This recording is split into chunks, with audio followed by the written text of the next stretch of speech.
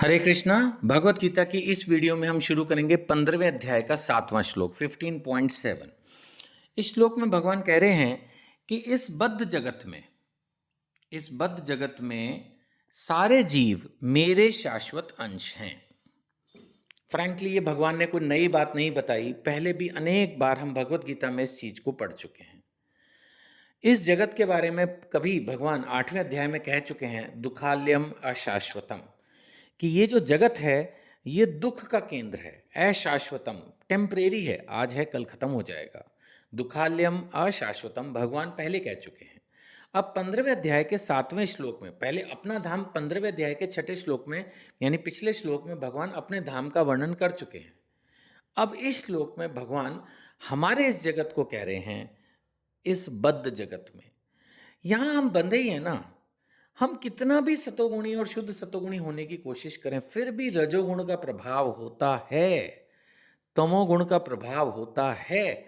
चारों तरफ जो वातावरण है वो भक्ति के लिए कंड्यूसिव नहीं है, मतलब हिंदी में भक्ति के लिए बहुत अनुकूल नहीं है, बहुत बढ़िया नहीं है।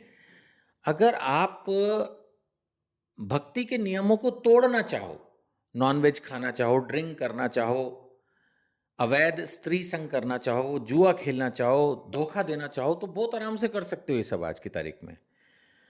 लेकिन भक्ति में जीवन जीना, शुद्ध जीवन जीना, शुद्ध विचार, शुद्ध आहार, शुद्ध विचार बहुत मुश्किल है। बद्ध जीव है, बद्ध जीव, और ये जीवन जो है, जगत जो है वो भी है बद्ध जगत। यहां हम एक तरह से बंध से गए हैं, यहां से निकलना इतना आसान नहीं होगा। हाँ, वो बात अलग है कि अगर आपने भक्ति बिल्कुल दृढ़ता के साथ कीजिए, हम ये सब चीजें डिस्कस कर चुके हैं। अगर हमने भक्ति दृढ़ता से की, संयम से की, श्रद्धा से की, प्रेम पूर्वक की, था ना, भजताम प्रीति पूर्वकम, तो फिर तो आसान है।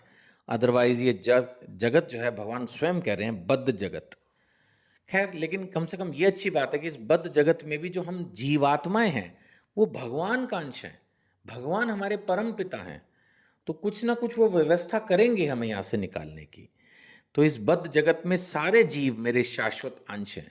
बद्ध जीवन के कारण वो 6 इंद्रियों से घोर संघर्ष कर रहे हैं, जिसमें मन भी सम्मिलित है। कहीं ना कहीं जीभ हमें तंग करती है, आंखें तंग करती हैं, कान तंग करते हैं, हर एक को ऐश मौज की चीज चाहिए।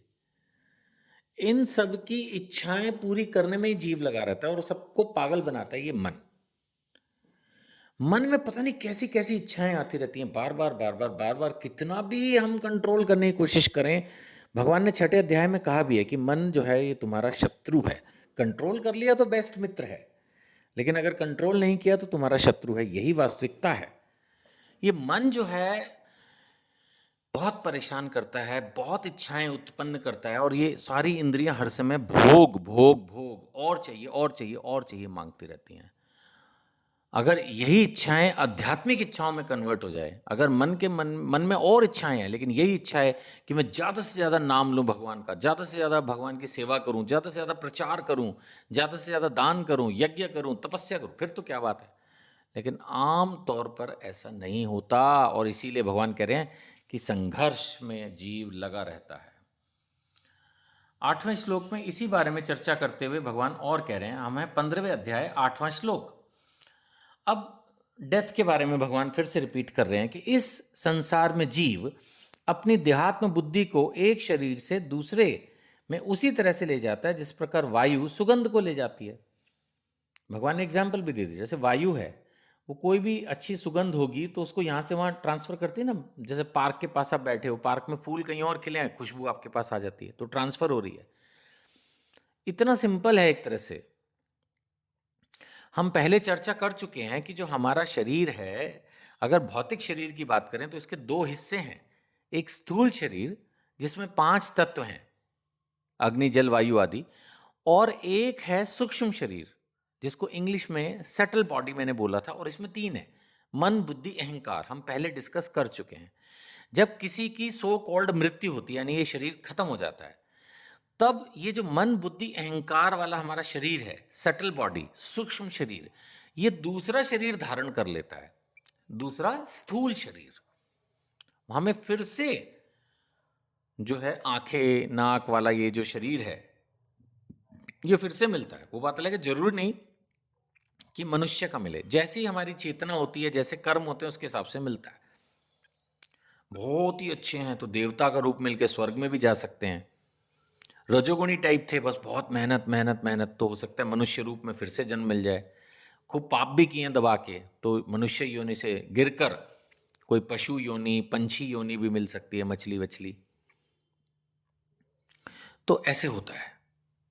अगर बहुत भक्ति की है, भगवान को चाहा है, भगवान ने आपकी भक्ति स्वीकार की है, तो आध्यात्मिक शरीर भी मिल सकता है। फिर ये दोनों छूट जाएंगे और सच्चिदानंद शरीर, भगवान के धाम में रहने लायक जो होता है, वो हमें मिल जाएगा। तो यही चीज़ यहाँ भगवान बता रहे हैं कि इस संसार में जीव अपनी देहात्म बुद्धि को एक शरीर से दूसरे में उसी तरह ले जाता है जिस प्रकार वायु सुगंध को ले जाती है। इस प्रकार वह एक शरीर धारण करता है और फिर इसे त्याग कर दूसरा शरीर धारण करता है। Let there be no confusion. ये उनकी थ्योरी को, जिनको गीता नहीं माननी, उनका मेरे पास कोई इलाज नहीं, बाय गॉड। लेकिन जो गीता समझ रहे हैं, कम से कम वो इसको ना सोचें ऐसा कि शरीर मिट्टी में मिल जाएगा। भगवान ने बोल तो दिया, नहीं मिटेगा भाई। एक शरीर त्याग करता है, दूसरे को धारण करता है, फिर से शरीर मिलेगा, आप खत्म नहीं हो जाओगे। तो ये सोचना कि हम जो पाप कर रहे हैं जो होगा देखा जाएगा, डॉक्टर हैं संभाल लेंगे, अगर तबीयत खराब हुई तो, ना ना ना, अगला जीवन है, फिर से शरीर मिलना है। ये गलत फहमी में ना रहें कि बस जो कुछ है, ये दुनिया है, ये जगत है, ये शरीर है। ना ना ना, पुनर्जन्म है, बिल्कुल है। आध्यात्मिक होगा कि भौतिक होगा, मनुष्य का होगा कि जानवर का होगा कि देवता का होगा, ये क्लियर नहीं है। लेकिन ये क्लियर है कि जन्म दूसरा अवश्य होगा। तो उसी हिसाब से ये जीवन भी बेहतर करने की कोशिश करना बेहतर है। हरे कृष्णा।